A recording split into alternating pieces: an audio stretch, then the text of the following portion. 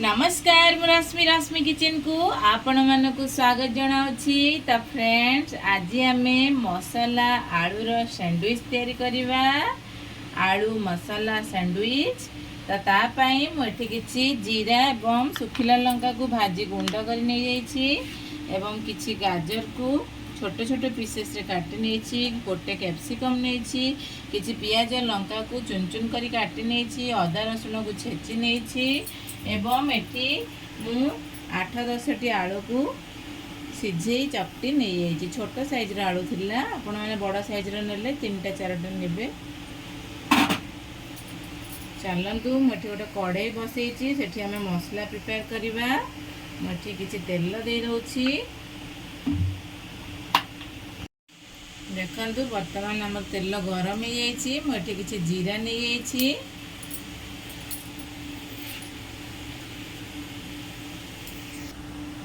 जीरा बर्तमान फुटी सारी। आम ए पियाज और कंचा लंका को ऐड करनबा। यही मसाला पटाटो सैंडविच आपण मैंने घरे निश्चित ट्राए करूँ। बहुत बढ़िया लगी थाए संध्या बेले स्नैक्स टाइप रे खाइबा। अदा रसुण को जो छेचिकी नहीं जाती बर्तमान आम ऐड करनबा। देखो बर्तमान आम ये सब जिनस को भल भाव फ्राए करनबा।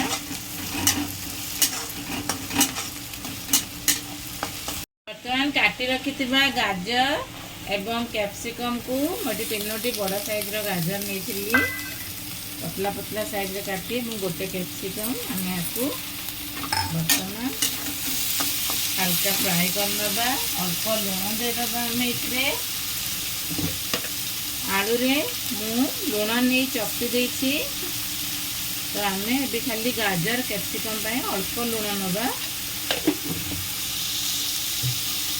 बर्तमान किसी समय आम आपको फ्राए करदे, तार कंचा स्मेल भी पड़े जीवो।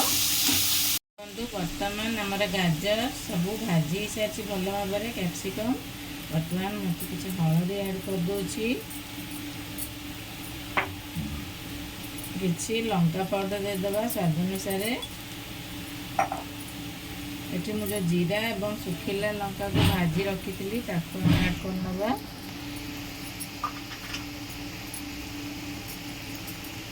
बर्तमान मुझे किसी आमचूर पाउडर दे दूची, भल चटपटा फ्लेवर दब एवं किसी गरम मसला ऐड करनौछि। एठी गोटे मोर सीक्रेट अच्छी मैगी मसाला मैजिक, ताकू आम देदबा गोटे पकेट।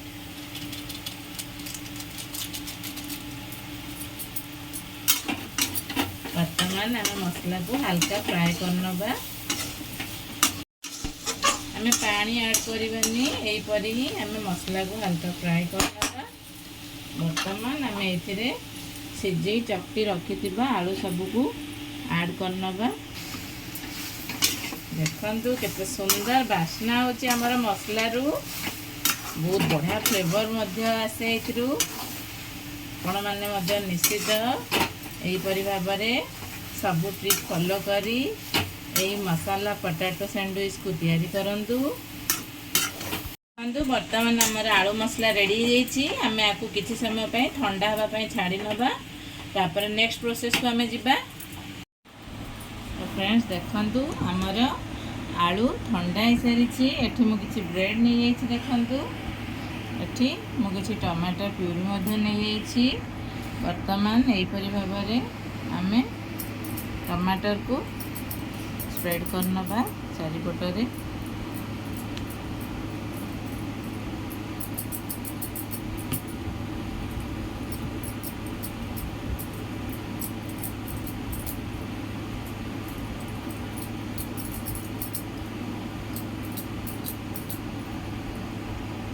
बर्तमान मु आ गोटे ब्रेड को मध्य करनेबी। आपण मैंने सब टमाटर को स्प्रेड करने।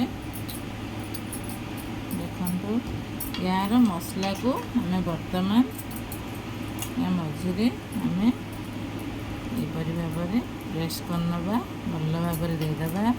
जिते भल मसला देबे सेते टेस्ट लगे आपको सैंडविचटी। देखु यहीपर भाव में केते सुंदर भाव में दे नहीं। बर्तमान ये जो ब्रेडटी मु रखी ताको मु प्रेस करदेवी। देखु बर्तमान आमर गोटे रेडी हो सारी। देखु बर्तमान मोर सब ब्रेड हो सारी रेडी। मु मसला पैक कर नहीं सबुथिरे। बर्तमान आम गोटे फ्राए पैन बसई नवा। सेटा गरम होला परे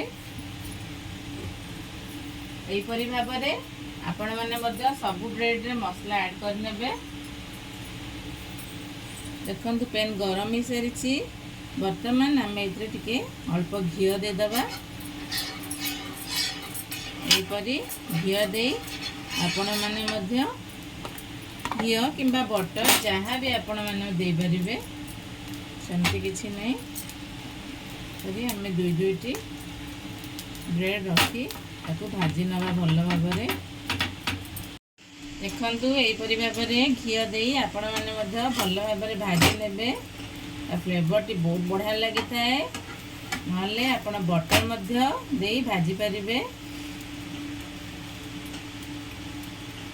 आम आपको बाहर कर नवा गोटे प्लेट को। यहीपरि भाव में आम सब ब्रेड को भाजी नवा। गरमा गरम पोटैटो मसला सैंडविच रेडी हो सारी।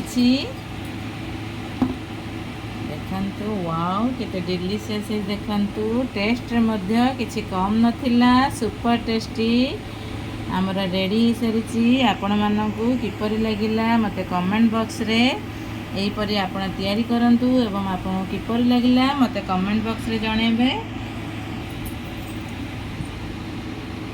तो फ्रेंड्स आपण मैंने मोर चैनल को लाइक शेयर सब्सक्राइब करने को भूलें। मोर यहीपरि नुआ नुआ वीडियोर नोटिफिकेशन देखापी पाखे थिबा बेल आइकन को प्रेस करंतु।